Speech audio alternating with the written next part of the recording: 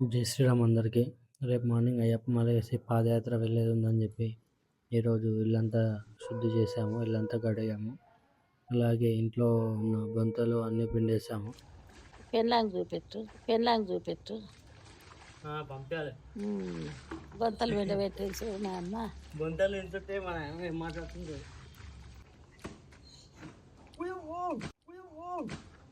ఇల్లు తెలుస్తున్నాం ఫ్రెండ్స్.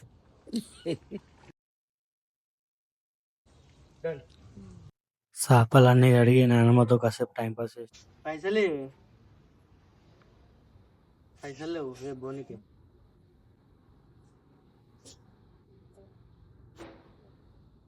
పెళ్ళి పంపిస్తున్నారు. పెళ్లి చేసిన ఆయన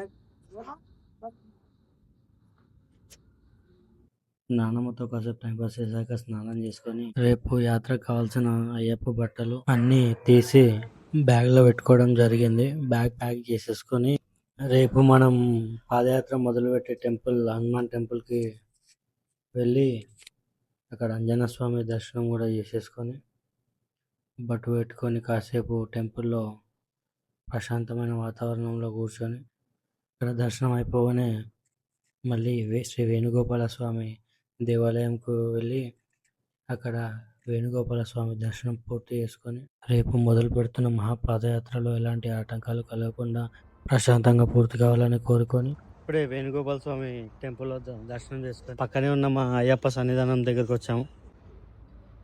రేపు యాత్ర వెళ్తున్నామని ఇవాళ సరే సన్నిధానం దాకా వెళ్ళేసి వద్దామని సన్నిధానం వరకు వచ్చాను. స్వామి శరణం.